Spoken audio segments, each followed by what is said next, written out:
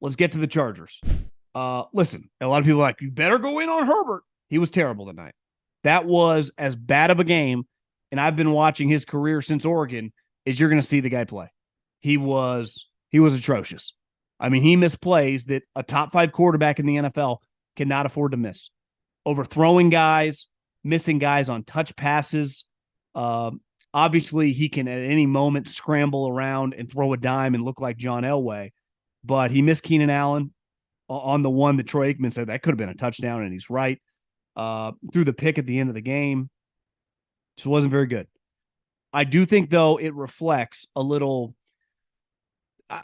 the Chargers to me have some USC in the pros vibes. If their quarterback is off, they ain't winning a game. Their defense, led by their head coach, who's their defensive coordinator, is just not going to make big-time plays. And their coach is going to make decisions that cost them. It was 10-7. And, of course, everyone on social media, all the blue check marks in the media are like, I love it. I love it when he goes for it. No guy consistently goes for it and fails like Brandon Staley. Now, he also went for it later in the game and got a touchdown. But it feels like more often than not, he does not get it. And in a spot when it's 10-7 and a field goal ties the game with several quarters left, he never does it. Like, bro, just make it 10-10. And then they later kick the field goal. You would have had the lead 13-10. But he does not think like that.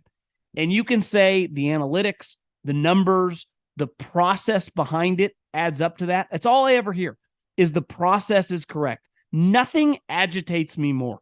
We're not in a process-oriented sport, right? It's about the results. Do you get it or do you not? Do you win or do you lose? It reminds me so much of politics and bureaucrats saying, like, our heart was in the right place. Yeah, well, your decision failed for society. Like, no one gives a shit about your process when the results don't work. We are judged in my business, everyone listening's business, obviously in football, on the results. Everyone thinks because, like, Nick Saban the last 15 years talks about the process nonstop. Do you know why he talks about the process? Because he's won 6 fucking national titles.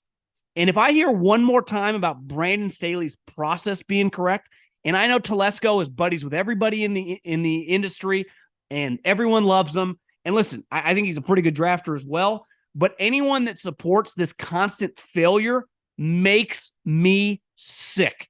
Now, I am not absolving Justin Herbert tonight. Bright lights, Cowboys. You're getting 25, 30 million people watching. Awful game. That is separate from his coach, who is awful. I mean, that guy is bad.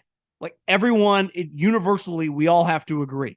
Now, because he has been on the forefront of going for it, and he knows everyone in the media's name during press conference. Nice question, Bill. Yeah, good. Yeah, I feel you there, John.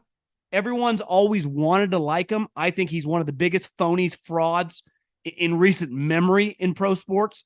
No one can top Gabe Kapler. He's not far behind, but Dean Spanos doesn't have a choice here. I don't care if you end up making a wild card or not. You cannot have this guy as your head coach when Justin Herbert's your quarterback. You can't. And like I said, I'm not absolving tonight. Justin Herbert's performance was awful.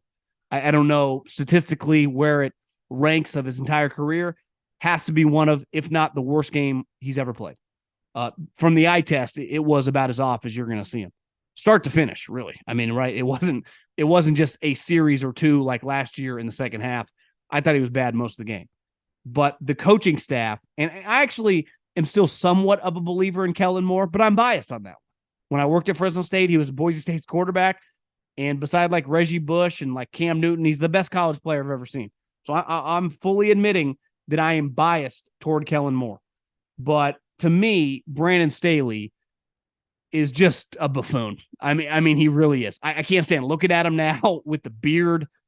He's always like, you notice whenever they show LeBron on TV, he's always covering his mouth. Like, LeBron, we don't give a fuck what you're talking to your friend about. No one gives a shit.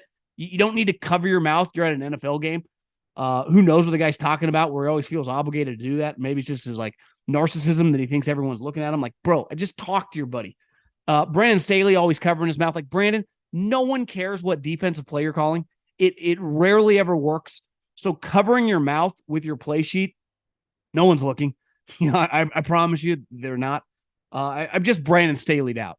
And this is a conversation. I'm not trying to toot my own horn, but I had this guy red flag 2.5 years ago when everyone was trying to anoint him. So I was well ahead of the curve.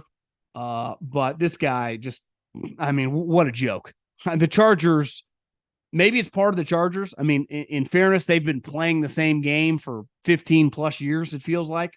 But you gotta, and listen, it's going to be difficult because Dean Spanos idolizes his savings account.